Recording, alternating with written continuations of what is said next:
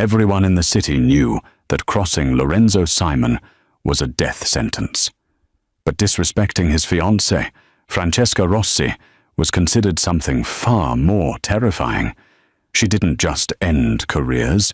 She collected fear like other women collected jewelry, wielding humiliation as her weapon of choice against anyone she deemed beneath her station. But on a humid Friday night at Casa d'Oro, the most exclusive Italian restaurant in the city, the ice queen of the underworld made a lethal miscalculation. She thought she was tormenting just another frightened waitress in a tight uniform. She didn't realize she was provoking the one woman in the room who could recognize the scent of cyanide on a perfectly seared steak, and who knew exactly how to stop an assassination with nothing more than a dinner fork. This is the story of how 10 guns were drawn in unison, not because someone reached for a weapon, but because a bodyguard recognized a killing strike when he saw one. The atmosphere inside Casa d'Oro was not so much elegant as it was suffocating. It was the kind of silence that reeked of old money and fresh blood, where conversations were conducted in whispers and everyone understood that the wrong word could end a life. The walls were adorned with Renaissance replicas, the chandeliers dripped Murano glass, and the air carried the aroma of truffle risotto mixed with underlying dread. Valentina Bruno adjusted the black bow tie at her collar, her eyes making their routine sweep of the dining floor. She had been working at Casa d'Oro for 3 months. To the management, she was their most reliable server, punctual, professional, and mysteriously fluent in 5 languages. To the patrons, she was invisible, just another pair of hands delivering plates and refilling wine glasses. That was exactly how Valentina needed it. "Table 7, hissed Marcus, the floor manager, a thin man who perpetually looked like he was one mistake away from a heart attack. "It's the Simon reservation." Valentina felt the shift in energy ripple through the entire wait staff. The Simon reservation meant Lorenzo Simon, the man who controlled every criminal enterprise from the harbor to the hills, and Francesca Rossi, the woman he would marry in what everyone understood was less a wedding and more a coronation of terror. "I'll take it," Valentina said quietly. Marcus's eyes went wide with something between concern and relief. "Are you certain?" Francesca sent the last girl home in tears. Made her stand there while she criticized her posture for 15 minutes before demanding she be fired for visual pollution. "I'm certain," Valentina replied, her face an unreadable canvas. "I've handled difficult tables before." She moved toward table 7, the corner booth that was simultaneously the most private and most visible position in the restaurant, the location where power wanted to be seen but not heard. The entourage arrived like a storm front, 6 men in tailored suits that couldn't quite conceal the weapons beneath, moving in practiced formation. Lorenzo Simon took his seat first. He was all controlled violence and calculated stillness, a man who wore a 3-piece suit like armor and surveyed the room the way generals surveyed battlefields. He didn't reach for the menu. His attention stayed on the entrance, on the angles, on potential threats. Then Francesca Rossi glided in beside him. She was breathtaking in the way that venomous things often are. Porcelain skin, raven hair swept into an immaculate chignon, and lips painted the precise shade of arterial blood. She wore a crimson dress that probably cost more than Valentina's entire year of rent, and she moved through space as if the world existed solely to frame her beauty. Her designer clutch hit the white tablecloth with deliberate force, causing the silverware to shiver. "This temperature is unbearable," Francesca announced, her voice pitched to carry just far enough to make neighboring tables uncomfortable. "Marcus, am I expected to dine in what feels like a meat locker?" Valentina stepped forward before Marcus could spiral into apologies. "Good evening, Mr. Simon, Miss Rossi. Welcome to Casadoro. The temperature is set to our standard climate for optimal food preservation, but I would be happy to request an adjustment to your personal comfort. Francesca's head snapped up, dark eyes narrowing as she conducted a slow, predatory assessment. She was searching for weakness, a nervous twitch, a coffee stain, a tremor in the hands. Finding none, her mouth curved into something that might have been a smile on someone with a soul. "I don't want adjustments," Francesca said, her voice dropping to a dangerous purr. "I want competence. Bring me still water, San Pellegrino, in a glass with exactly 3 ice cubes. And if I taste even a hint of tap water, I'll make sure you never work in this city again." Lorenzo didn't speak. He simply watched Valentina with dark, calculating eyes. Most servers wilted under that combined scrutiny. Valentina simply inclined her head, a ghost of professional courtesy on her lips. "Of course, Miss Rossi. Right away." As Valentina turned toward the bar, she heard Francesca's crystalline laugh pierce the careful quiet. "Where do they find these people, Lorenzo? She has the dead eyes of a department store mannequin." Valentina's expression didn't change, but her mind was already working several moves ahead.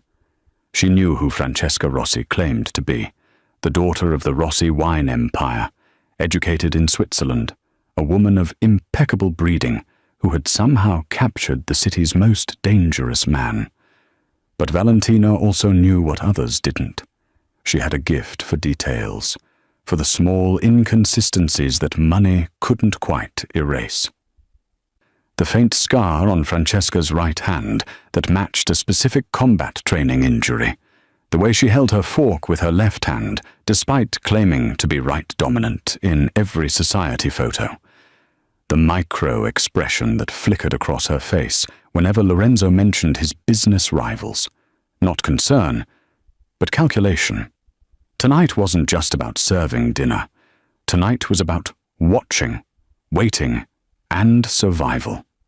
Because Valentina Bruno knew something that no one else in that room knew. She had seen Francesca Rossi's face before, 3 years ago, in a classified briefing about a covert assassination network known only as the Black Widows. And if Francesca recognized her in return, neither of them would leave Casadoro alive. Before we begin, kindly subscribe and tell me where you are watching from. I'll be in the comments responding to everyone.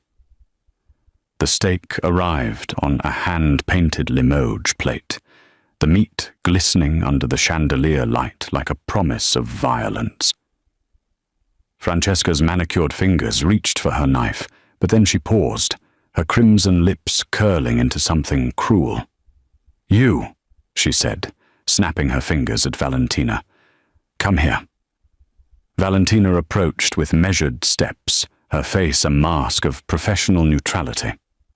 "This steak looks overcooked," Francesca announced, though the ribeye was a perfect medium rare, blood pooling at its edges. "Actually, it smells rotten. Doesn't it smell rotten, Lorenzo?" Lorenzo said nothing, his dark eyes fixed on his fiancée, with an expression that could have been amusement or warning.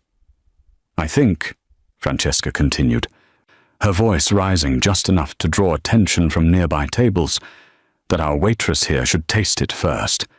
You know, to ensure quality control." She pushed the plate forward. "Eat a piece. Now." The bodyguards shifted uncomfortably. This was theater, humiliation as performance art. Valentina leaned forward slightly, and that's when she caught it. The faint, bitter scent beneath the char and rosemary. Almonds. Not the sweet kind from dessert, but the chemical approximation that meant only one thing. Cyanide. Her mind calculated in milliseconds. The poison was on Lorenzo's steak, not Francesca's identical plate, positioned 6 inches to the left. This wasn't bullying. This was an execution masked as dinner service. Francesca's hand moved toward the plates, ready to rotate them in the practiced motion of sharing food between couples. The gesture that would seal Lorenzo's fate. Valentina moved. Her right hand shot forward, the silver fork gripped in a reverse tactical hold. The tines came down with surgical precision, pinning Francesca's wrist to the white tablecloth with enough force to draw a single drop of blood, but not enough to puncture through. The specific angle, the speed, the follow-through. It was a combat technique called the Scorpion Strike, designed to immobilize without killing. It was also a maneuver known only to a very specific subset of trained killers. The response was instantaneous. 10 guns cleared leather in perfect synchronization, the metallic chorus of sliding steel filling the pressurized silence. Lorenzo's bodyguards had their weapons trained on Valentina before Francesca's scream even left her throat. But they weren't moving closer. They were frozen, recognition flickering across their professionally blank faces.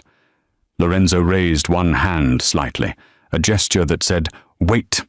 His eyes moved from the fork, pinning his fiancée's wrist to Valentina's face, reading the absence of fear, the controlled breathing, the stance of someone ready for the bullets that might come. "Explain," he said quietly. Not a question, a command. "The steak is poisoned," Valentina said, her voice steady despite the 10 barrels pointed at her skull.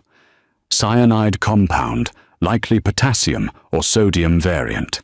You can smell the almonds beneath the seasoning if you know what to look for." "You lying bitch!" Francesca shrieked, trying to pull her wrist free and failing. "She's insane! Lorenzo, she attacked me!"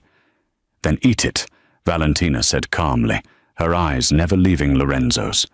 "If I'm wrong, I'll resign and you can have me arrested. But if I'm right, your fiancé just tried to murder you." Francesca's face went pale beneath her makeup. "I'm not eating anything this psychopath touched." "You weren't going to eat it anyway," Valentina continued, nodding toward Francesca's plate. "That one's clean. You were going to rotate the plates. It's what couples do, sharing food. Except you would have made sure he got the poisoned portion." Lorenzo's expression didn't change, but something shifted behind his eyes. He reached for the plate, and 4 bodyguards simultaneously said, "Boss, don't." Instead, Lorenzo gestured toward the small white dog in a designer carrier at Francesca's feet, a Maltese that went everywhere with her, a living accessory. "Your dog," Lorenzo said softly. "Feed it to Snowball." "What?" "No." "I'm not." "Now." The word carried the weight of absolute authority. One of the bodyguards retrieved the dog, holding it while another cut a small piece of the steak. The Maltese, bred for decorative purposes and fed organic treats, eagerly consumed the meat. For 15 seconds, nothing happened. Then the dog began to seize, its small body convulsing as foam gathered at its mouth. It was dead before it hit the floor. Francesca lunged, but Valentina's fork held firm. Lorenzo stood slowly, his face carved from ice. "Take her to the wine cellar," he said. Then his eyes found Valentina's. "You, stay." The guns finally lowered. Francesca's screams echoed through Casa d'Oro as 2 bodyguards hauled her toward the kitchen, her designer heels scraping against the marble floor. "You're dead! Do you hear me? You're fucking dead, Lorenzo! She's lying! This is a setup! I'll destroy you, you little—" The heavy door to the wine cellar slammed shut, muffling her threats into distant, impotent noise. The restaurant had erupted into chaos the moment the dog hit the floor. Patrons fled without paying, leaving half-eaten meals and designer coats draped over chairs. Marcus was somewhere in the back, probably hyperventilating into a paper bag. Within 3 minutes, Casa d'Oro was empty, except for Lorenzo's men, who positioned themselves at every exit with the efficiency of a military operation. Lorenzo hadn't moved from his seat. He simply gestured to the chair across from him, the one Francesca had occupied minutes before. "Sit." Valentina's hand still gripped the fork, now stained with a single drop of blood. She released it carefully, letting it clatter onto the plate, and lowered herself into the chair.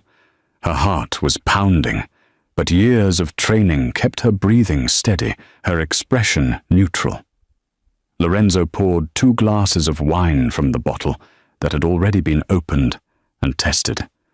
He slid one toward her. "Drink, you've earned it." She didn't touch the glass.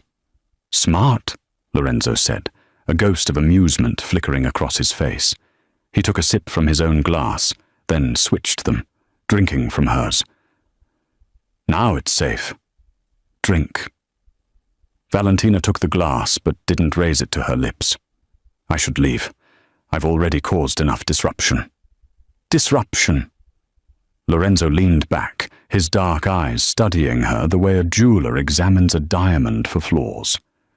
"You just saved my life and exposed a Black Widow operative who spent 6 months infiltrating my organization. I'd call that something other than disruption." He tilted his head slightly. "The question is, how does a waitress recognize a scorpion strike quickly enough to execute one?" "I don't know what that is," Valentina said, keeping her voice level. "I just reacted."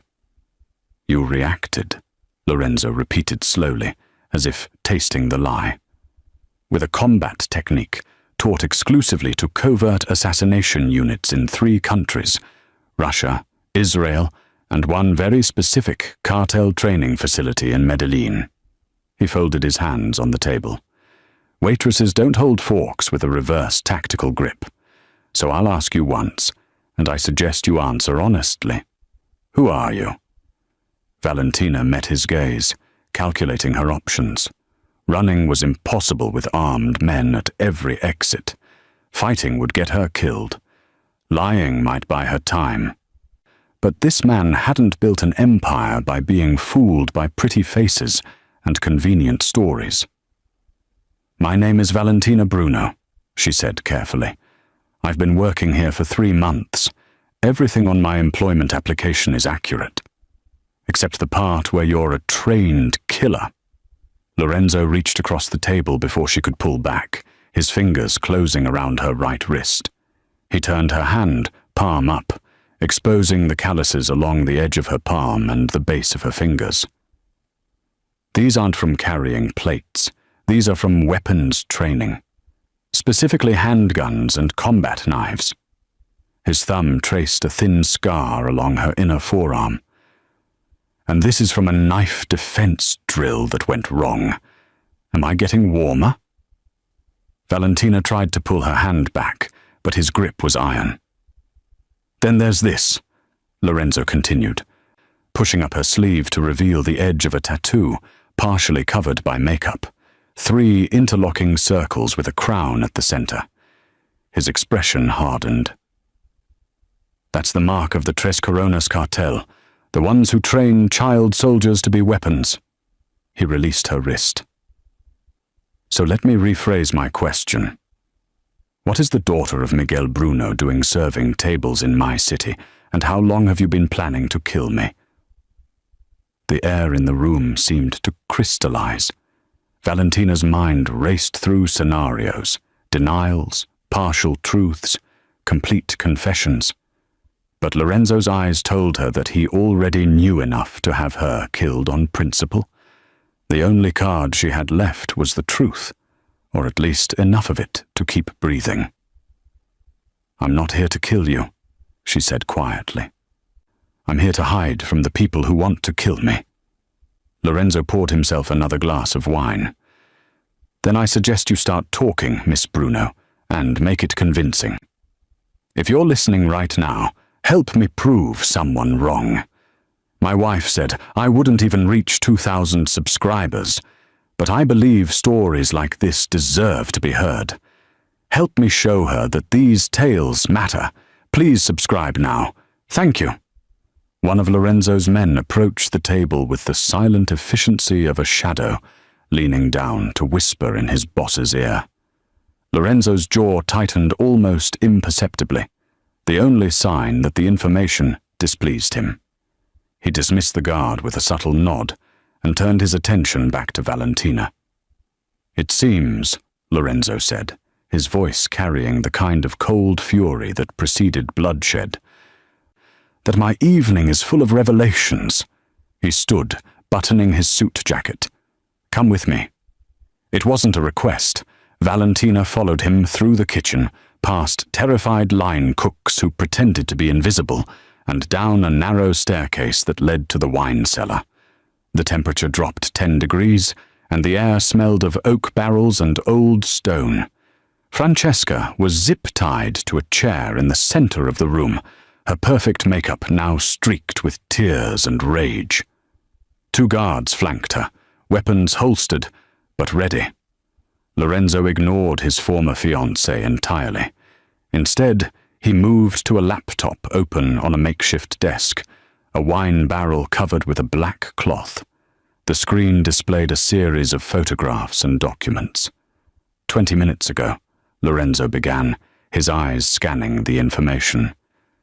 "I received confirmation that the real Francesca Rossi died in a car accident in Monaco 7 months ago.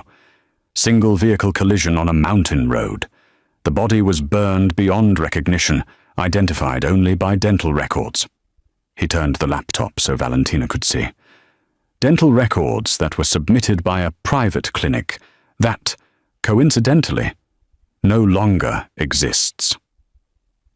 The photograph showed a beautiful woman with dark hair and the same general features as the woman tied to the chair, but the eyes were different. Softer, less predatory. "The woman I've been sleeping next to for 6 months," Lorenzo continued, his voice devoid of emotion, "is an operative from an organization we've only heard whispers about. They call themselves the Black Widows. Ghost stories in our world. Assassins so deep undercover that they become their targets' lovers. Confidantes, wives." He finally looked at the woman in the chair. "Tell me, how long were you planning to wait before putting a bullet in my head? Or were you going to wait until after the wedding? Make it look like a grieving widow's suicide pact?" Francesca, or whoever she really was, smiled through blooded lips.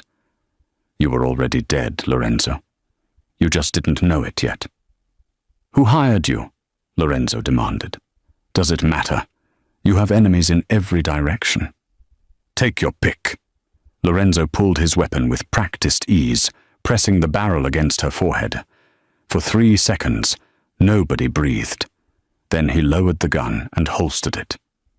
"Take her to the facility. I want names, contacts, and every piece of information extracted by morning. Use whatever methods are necessary." The guards hauled her toward a service exit. Her laughter echoed off the stone walls until the door slammed shut. Lorenzo turned to face Valentina, his expression unreadable. "Twice tonight I've been reminded of my mortality. First, I was nearly poisoned at dinner. Second, I discovered the woman I was going to marry was sent to kill me." He moved closer, invading her space in a way that was both threatening and intimate. "Which brings me to you, Valentina Bruno, daughter of a cartel king, trained killer, currently working as a waitress and living in a studio apartment in the warehouse district under a lease signed with forged documents." Valentina's blood ran cold. "You had me investigated. The moment you pinned that fork through her wrist, I had my people pull everything on you. It took them 17 minutes. He circled her slowly, a predator assessing prey. "Your father is dead.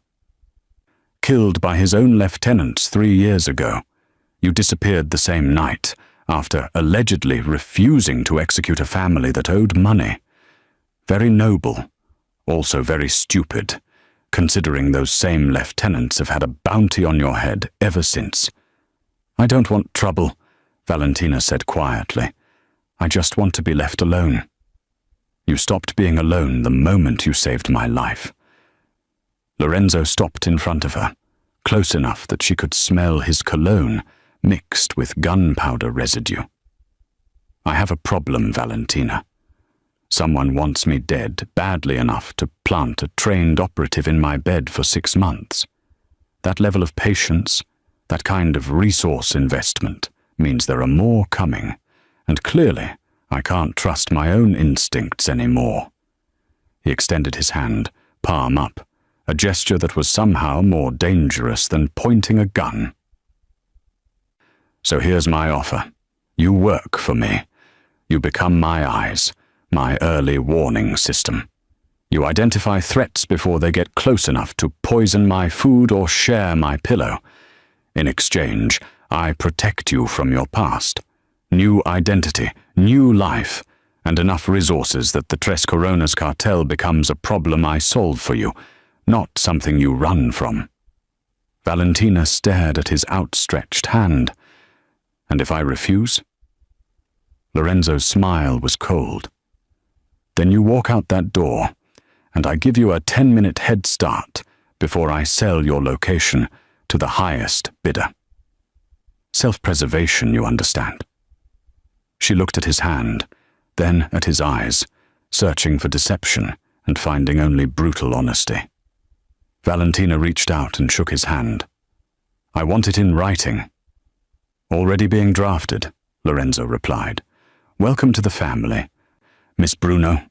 The drive to Lorenzo's estate took 40 minutes through increasingly isolated roads, the city lights fading into darkness, punctuated only by the occasional street lamp. Valentina sat in the back of the armored SUV, separated from Lorenzo by 12 inches of leather seat that felt like a chasm. 3 additional vehicles formed a convoy around them, headlights cutting through the night like searchlights hunting for threats. The estate revealed itself gradually. First the perimeter wall, 15 feet of stone and iron that looked medieval, but hummed with modern sensors. Then the gate that required 3 separate authentication protocols. And finally the main house, a sprawling Mediterranean villa that managed to look both beautiful and fortified. "Home," Lorenzo said simply, as if the armed guards patrolling the grounds were landscaping features. Inside, the house was a study in controlled opulence. Marble floors, art that was probably worth more than small countries, and floor-to-ceiling windows that, Valentina noted immediately, were bulletproof and tinted against laser microphones. Every luxury had a defensive purpose. "Your room is upstairs, 3rd door on the left," Lorenzo said, shrugging out of his jacket. Underneath, she could see the shoulder holster he'd worn all evening. "You'll find clothes in your size, toiletries, everything you need. My head of security will brief you on the systems in the morning." Valentina followed him up the curved staircase, hyper-aware of his presence, the way he moved through his own space with absolute confidence. He stopped at a door, opening it to reveal a bedroom that was larger than her entire former apartment. The color scheme was cream and gold, feminine without being frivolous, and through the window she could see the moonlit grounds stretching toward the tree line. "There's a panic button by the bed," Lorenzo added. "Press it and you'll have 10 armed men at your door in 30 seconds. He paused at the threshold.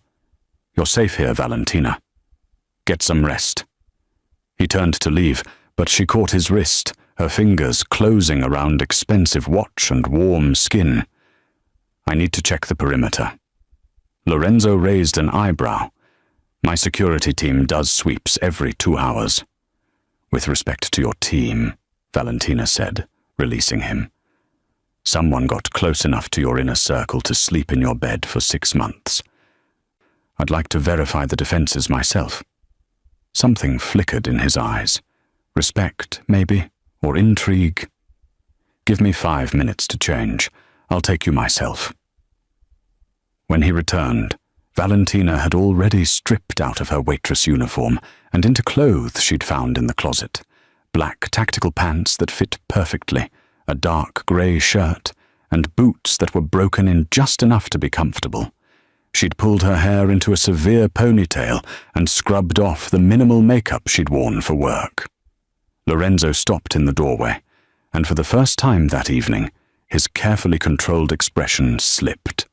He'd changed into dark jeans and a black Henley that did nothing to hide the lean muscle underneath, but his focus was entirely on her. This wasn't the invisible waitress or the woman in the wine cellar negotiating for her life. This was the weapon her father had forged, all sharp edges and coiled violence. "Better," he said quietly, though it wasn't clear if he was talking about the clothes or something else entirely. They walked the grounds in silence at first, Valentina's eyes cataloguing every shadow, every angle, every potential breach point. She noted the camera blind spots. Only 2, both intentional kill zones. The guard rotations were staggered, but predictable. The dogs were Dobermans, well-trained but food-motivated, a potential weakness. "You're finding flaws," Lorenzo observed, walking close enough that their shoulders occasionally brushed. "I'm finding opportunities," Valentina corrected. "Everything can be exploited if someone is patient enough." "And are you patient enough?" The question hung in the air between them, weighted with implications that had nothing to do with security. Valentina stopped walking, turning to face him. The moonlight cast his features in sharp relief, all angles and shadows. She could feel the pull of him, the magnetic field that dangerous men generated, the promise of protection and destruction in equal measure.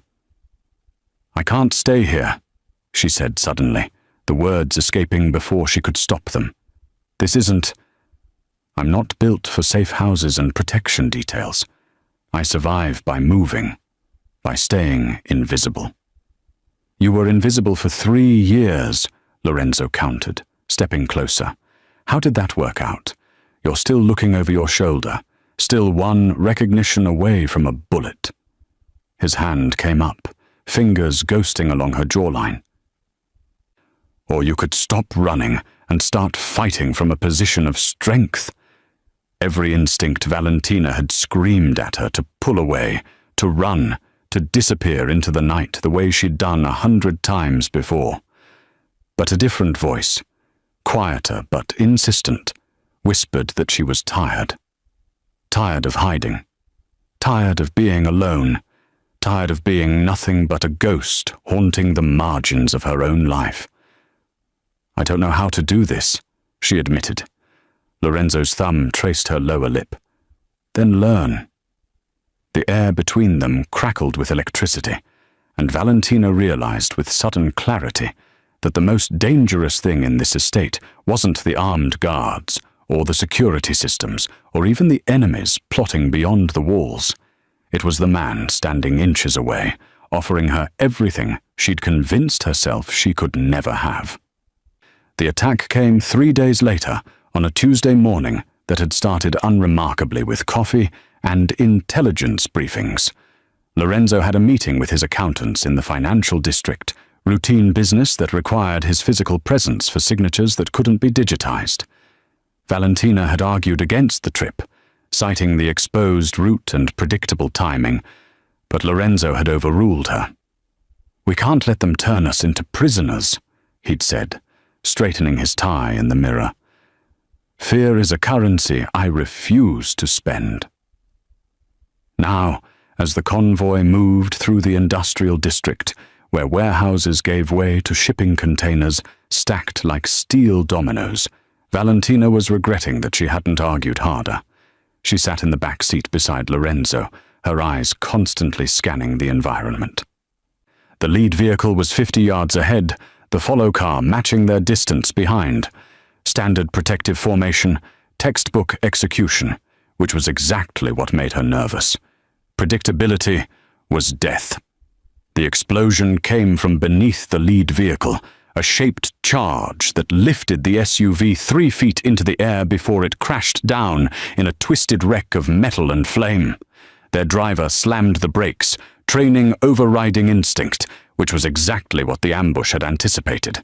Gunfire erupted from the shipping containers on both sides, a coordinated crossfire that shredded the follow vehicle's tires and sent it careening into a concrete barrier.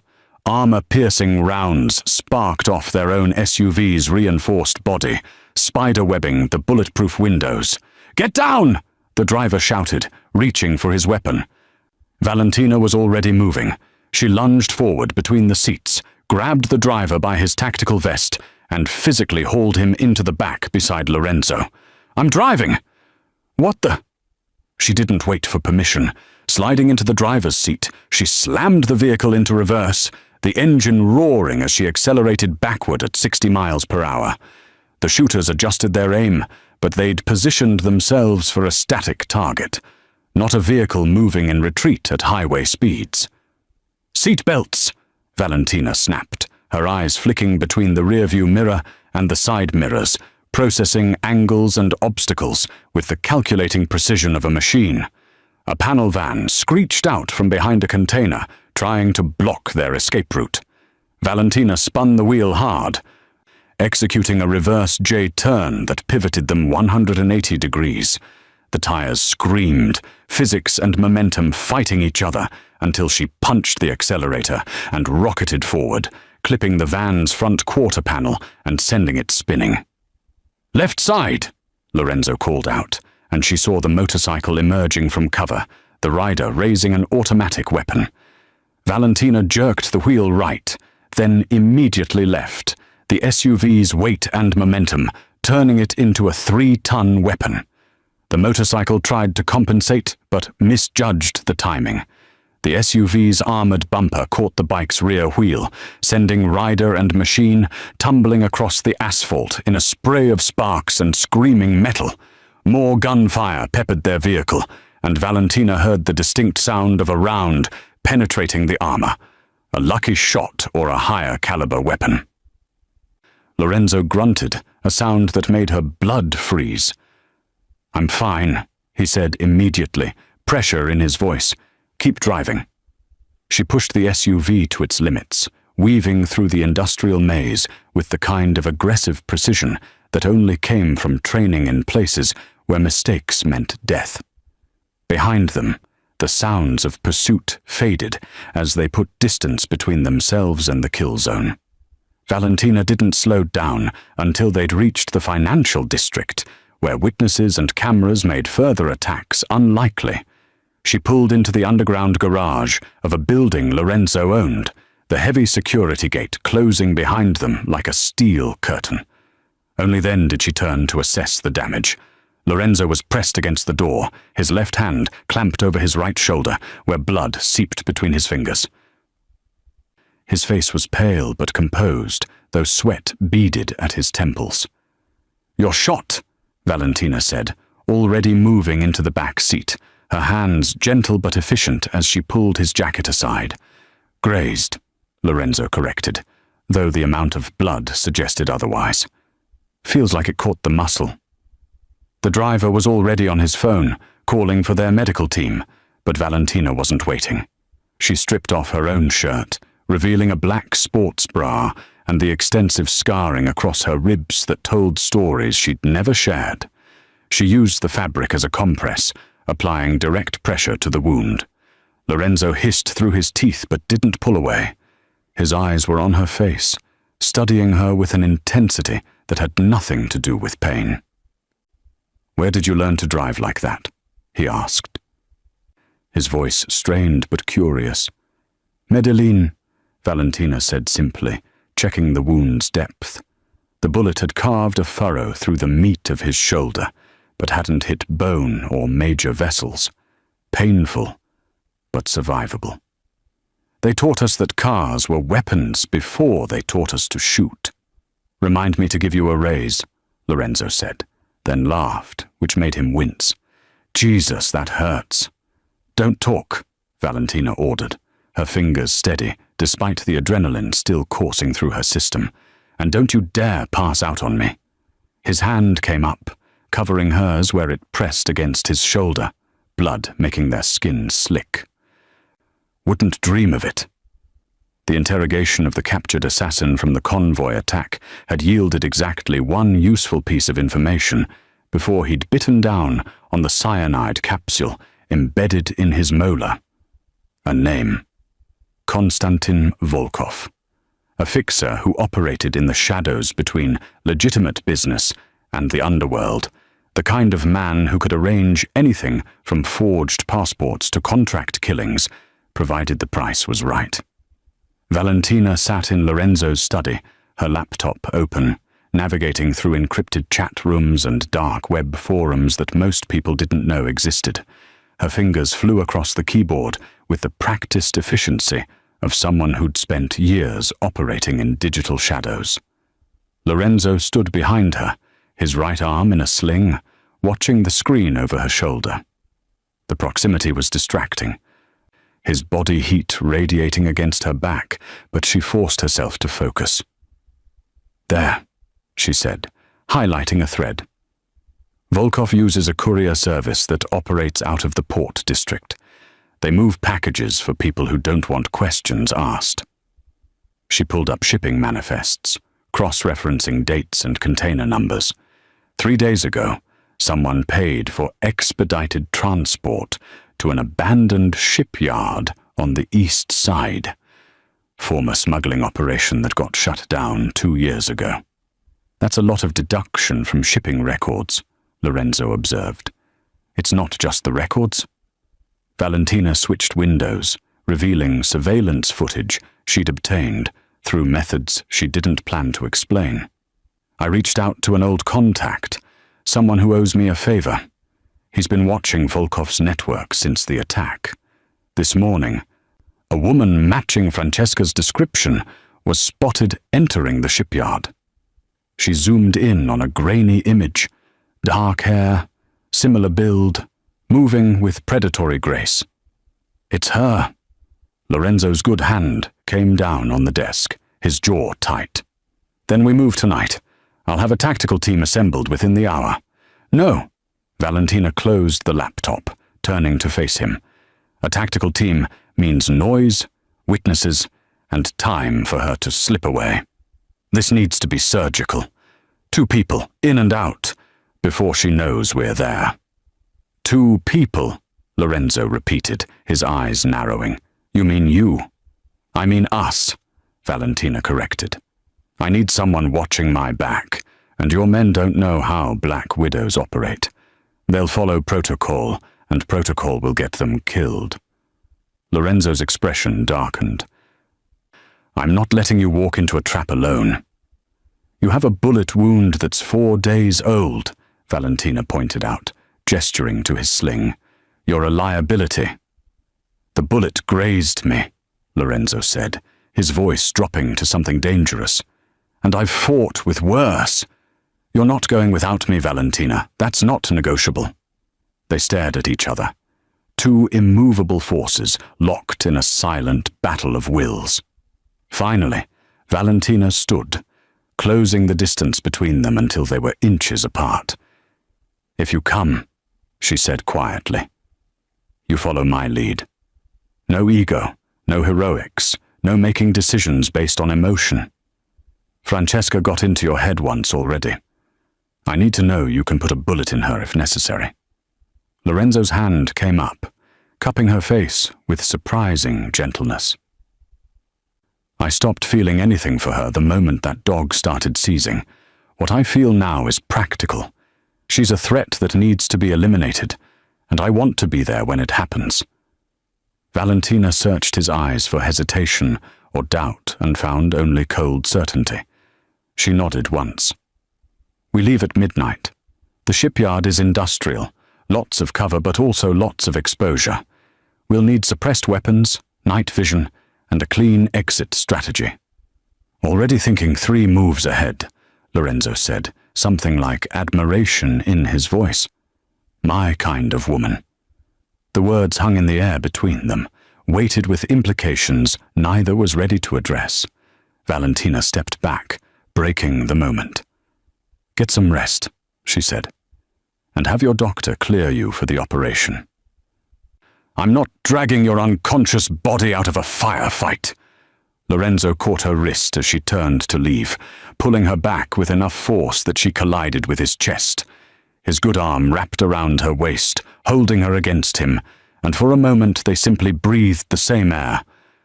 "I know you're used to working alone," he said against her hair. "But you're not alone anymore. Get used to it." Valentina's hands came up to rest against his chest, feeling his heartbeat through the fabric of his shirt. Steady, strong, alive, because she'd stopped a fork from rotating a plate. She thought about all the people she'd lost, all the connections she'd severed to stay invisible, and wondered if maybe, just maybe, she could risk being seen by this one man. "Midnight," she repeated, pulling away before she did something stupid like kiss him. "Don't be late." As she left the study, she could feel his eyes on her back, a weight that was becoming dangerously comfortable. She told herself it was just mission focus, just two people united against a common enemy. But the flutter in her chest suggested her body knew she was lying. The shipyard waited in the darkness, and with it, the woman who'd tried to destroy them both. Valentina checked her weapons one final time and tried not to think about how many ways the night could end in blood. The shipyard smelled of rust and brine, decades of salt air eating through metal skeletons that had once been cranes and cargo containers. Valentina moved through the darkness like a shadow, her suppressed Glock held in a two-handed grip, night vision goggles turning the world into shades of green. 20 feet behind her, Lorenzo matched her pace, his injured arm functional enough despite the sling he'd abandoned against doctor's orders. They'd entered through a gap in the perimeter fence, avoiding the main gate and the security camera that Valentina had spotted during her digital reconnaissance. The warehouse where Francesca had been sighted sat at the center of the yard, a 3-story structure with broken windows and graffiti-covered walls. Valentina raised a fist, signaling a stop. Something felt wrong. The shipyard was too quiet, the kind of silence that came not from emptiness, but from predators holding their breath. She scanned the catwalks, the container stacks, the shadowed recesses between buildings. Nothing moved. No heat signatures, no ambient sound. That's when she knew. "It's a trap," she whispered into her comms, already moving backward toward Lorenzo. "We need to..." The first shot came from a shipping container to their left, the round sparking off the concrete 6 inches from Lorenzo's head. They dove for cover behind a rusted forklift as more gunfire erupted from elevated positions, at least 3 shooters, coordinated and disciplined. "Sniper positions," Lorenzo growled, his back pressed against the forklift. "They knew we were coming." Valentina's mind raced, calculating angles and odds. The shooters had them in a kill box, covering every approach to the exit they'd used. The warehouse behind them was probably full of additional hostiles.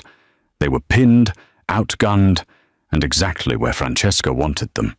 "The crane," Valentina said suddenly, pointing to a collapsed gantry crane 30 yards to their right. Beneath it was a maintenance shed, and beyond that, stacks of industrial equipment covered by weathered tarps. "We need to reach that position." "That's 40 yards of open ground," Lorenzo pointed out, as another round sparked off their cover. "I know." Valentina pulled a flashbang from her tactical vest. "On my mark, you run. I'll suppress." She didn't wait for agreement. Pulling the pin, she hurled the flashbang toward the nearest sniper position and immediately opened fire, her suppressed weapon spitting rounds in controlled bursts. Lorenzo broke from cover, sprinting in a serpentine pattern as bullets chewed up the ground behind him. Valentina followed, emptying her magazine to keep the shooters' heads down. They slid behind the crane's fallen structure as rounds pinged off metal, both breathing hard. "Now what?" Lorenzo demanded, checking his own weapon. Valentina's eyes were already scanning their new position, cataloging resources. The maintenance shed's door hung open, revealing shelves of equipment, acetylene tanks, welding supplies, industrial chemicals in corroded containers. An idea formed, reckless and dangerous, but possibly their only chance. "Cover me," she said, darting into the shed. She worked fast, years of improvised weapons training guiding her hands. Acetylene tank, check. Magnesium strips from a welding kit, check. Fertilizer-based rust remover that was basically ammonium nitrate, check. She grabbed duct tape and zip ties, assembling components with the practiced efficiency of a bomb maker. Lorenzo appeared in the doorway. "Valentina, what are you—" "Shaped charge," she said, not looking up. "Amateur hour version. But it'll work." She attached a simple radio trigger, scavenged from a broken walkie-talkie. "We're going to give them something bigger to worry about than us." She hefted the crude device, maybe 20 pounds of improvised explosive wrapped around the gas cylinder. "That container they're shooting from? If I can get this close enough, the overpressure will either kill them or convince them that staying in position is a bad idea." "That's insane," Lorenzo said. "You have a better idea?" Valentina checked the trigger's connection. "We can't shoot our way out, and we can't wait for reinforcements, so we change the game." Lorenzo studied her for a moment, then nodded. "Tell me what you need." "Distraction. Something that pulls their attention for 10 seconds. She pointed to a stack of paint cans. "Think you can make some noise?" Lorenzo's smile was wolfish. "I'm a mobster. Making noise is in the job description." 3 minutes later, a series of small explosions rippled through the yard as Lorenzo's improvised incendiaries ignited, sending columns of flame into the night sky. The sniper's attention shifted fractionally, and Valentina moved. She sprinted low and fast, the device clutched against her chest, closing the distance to the container. She placed it at the base, armed the trigger, and ran. The explosion, when it came, was beautiful and terrible. A flowering bloom of orange flame that lifted the 40-foot container 6 inches off the ground and sent shrapnel screaming through the air. The sniper fire stopped abruptly, replaced by screaming. Valentina and Lorenzo used the chaos to reach the perimeter fence. Climbing through twisted metal as secondary explosions cooked off ammunition inside the container. They didn't stop running until they'd reached their extraction vehicle 3 blocks away, both covered in soot and breathing hard. Lorenzo looked at her, his face smudged with ash, his eyes bright with adrenaline. "Remind me never to piss you off." Valentina allowed herself a small smile. Smart man. The trap at the shipyard had been designed to kill them, but it had also been a message. Francesca was escalating, getting desperate, which made her more dangerous. Valentina knew from experience that cornered predators were the deadliest kind. The real location came through an encrypted message 2 days later, sent from a burner phone to one of Lorenzo's secure lines. An address in the warehouse district, accompanied by a single sentence: "Come alone, or I start killing your men one by one." "She wants me," Lorenzo said, staring at the message on his phone screen. "She wants both of us," Valentina corrected. "This is personal now. She failed her mission, lost her cover, and nearly died in that explosion. Her reputation is destroyed. The only way she salvages anything is by finishing the job." They went together despite the warning, arriving at an abandoned textile factory as dawn broke over the city. The building was a corpse of brick and broken glass, 4 stories of industrial decay that had been slowly surrendering to gravity for the past decade. Francesca was waiting on the top floor, standing in the center of a space where massive looms had once clattered. Morning light streamed through holes in the roof, illuminating her like a spotlight on a stage. She'd abandoned her designer wardrobe for black tactical gear, her hair pulled back in a severe ponytail that revealed the predator she'd always been beneath the socialite's mask. "I was beginning to think you wouldn't come," Francesca said, her voice echoing in the empty space. She held no weapon Valentina could see, which made her more dangerous, not less. "Or that you'd bring an army. But no, just you two. How romantic." Lorenzo started forward, but Valentina caught his arm. She could read the setup, the clear circle of space around Francesca, the lack of cover, the sight lines from hidden positions. This was an arena, and Francesca wanted an audience. "How many shooters do you have positioned?" Valentina asked calmly. Francesca smiled. "None. This isn't an execution, Valentina. It's a reckoning. You and me, no weapons, no backup. When I kill you, I want Lorenzo to watch. I want him to see that the woman who saved his life was just another killer playing dress-up." "And if I win?" Valentina asked, already removing her weapon and setting it aside. "Then I suppose my employers will send someone else." Francesca shrugged. "But you won't win. I've seen your file, little cartel princess. You're good. But I've been doing this since before you learned to hold a knife. You're just a killer pretending to be a servant." Valentina stepped into the circle, rolling her shoulders to loosen them. She could feel Lorenzo's eyes on her back, his tension radiating across the distance between them. She thought about who she'd been, the weapon her father forged, the girl who'd learned to kill before she'd learned to love. She thought about who she'd tried to become, invisible, harmless, erased. And then she thought about who she was now, standing between a monster and the man she'd started to care for, despite every survival instinct screaming at her to run. "You're wrong," Valentina said quietly. "I was a killer pretending to be invisible. Now I serve justice." Francesca laughed, a sharp sound like breaking glass. "Justice? Is that what you tell yourself when—" Valentina moved. She closed the distance in 3 steps, her first strike a feint toward Francesca's center mass that drew the other woman's block high. Valentina pivoted, her elbow driving into Francesca's kidney with the full rotation of her hips behind it. Francesca grunted, spinning away, and they circled each other like wolves. "Fast," Francesca admitted, wiping blood from her lip. "But sloppy. Emotional." She attacked in a blur of movement, a combination of strikes that would have killed most opponents. But Valentina had been trained by men who believed hesitation was death, and she met violence with calculated brutality. She caught Francesca's kick, twisted, and used the momentum to throw the other woman into a support pillar. Francesca recovered instantly, launching herself forward with a flying knee that Valentina barely blocked. They grappled, 2 apex predators fighting for dominance in close quarters where technique mattered less than will.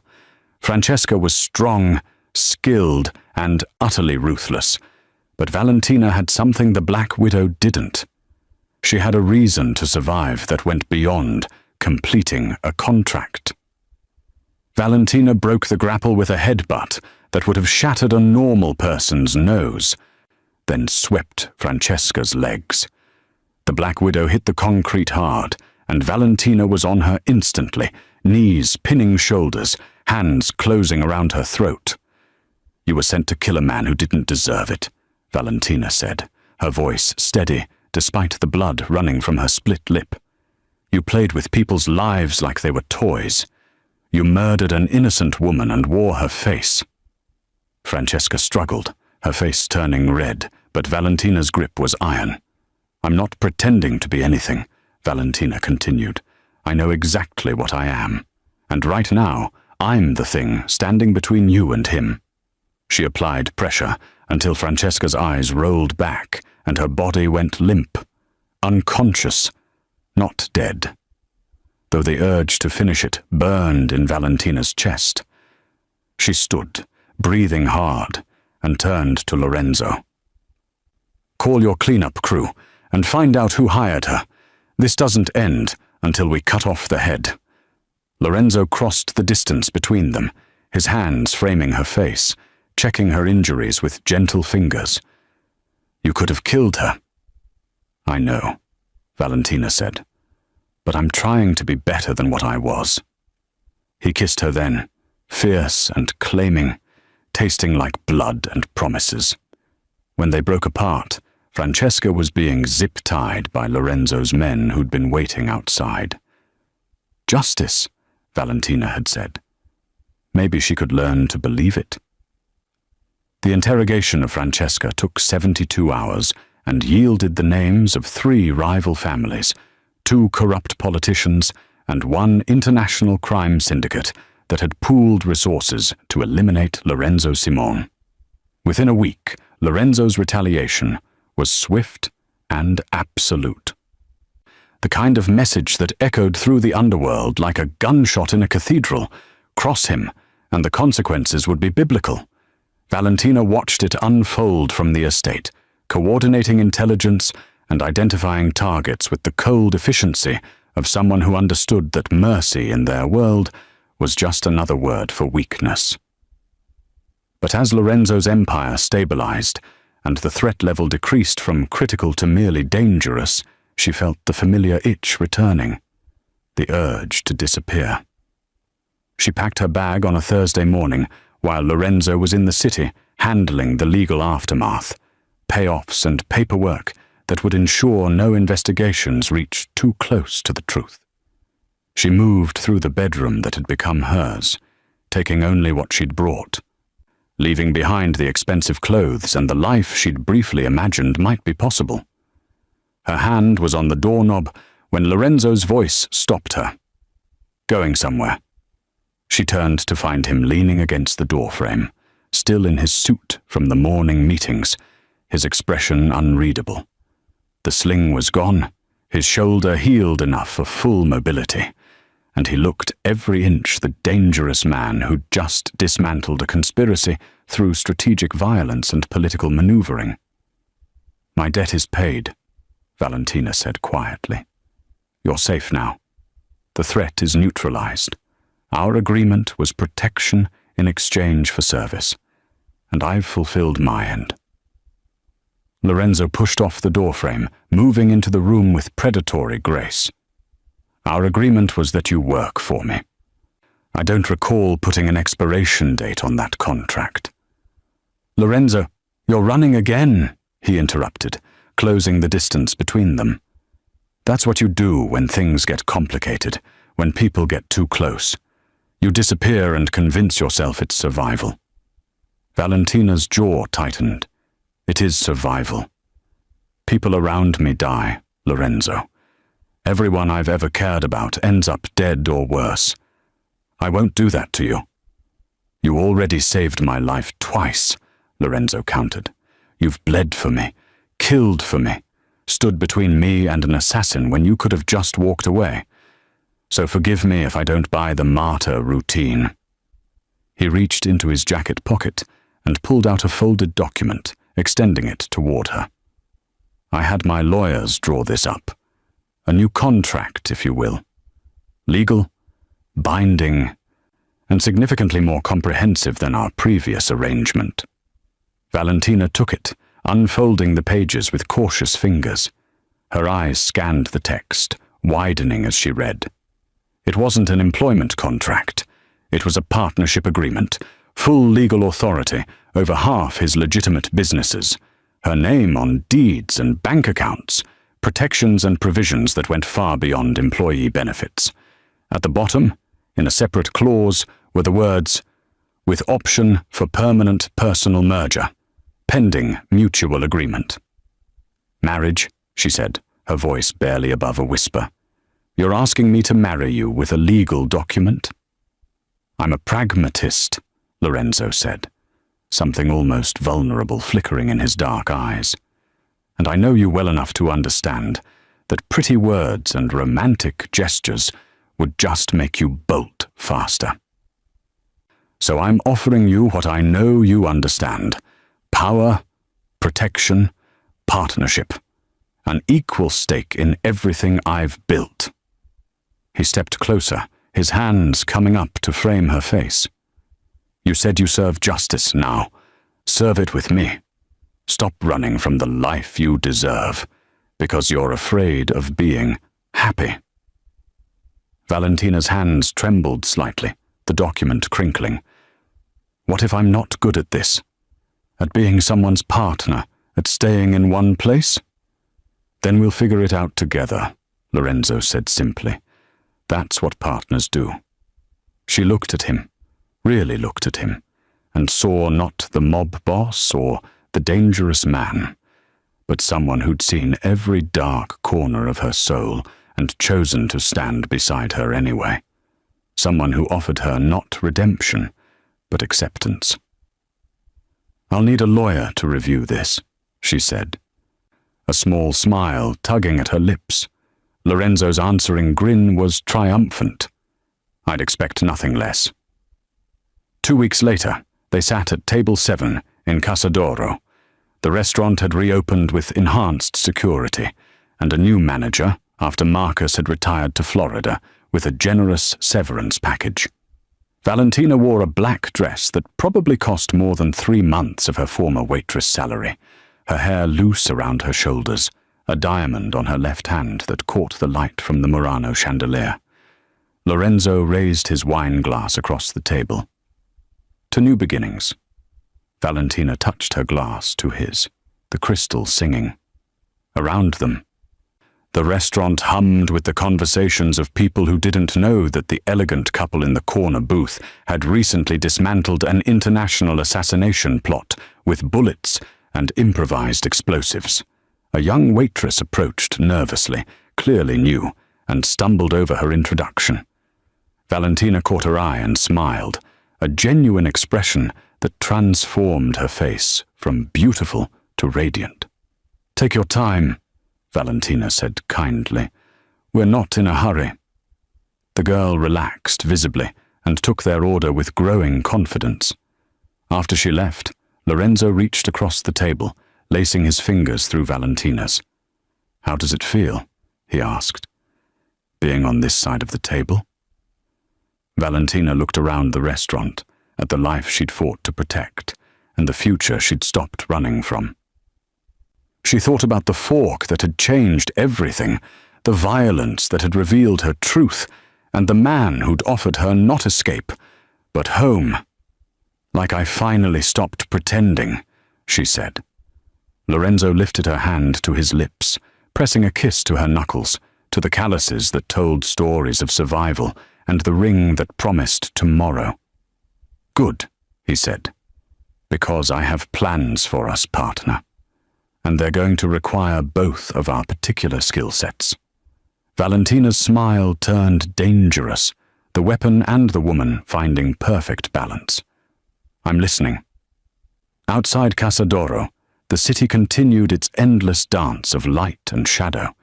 But inside, at table 7, 2 people who'd learned to survive alone discovered something infinitely more powerful. They'd learned to survive together.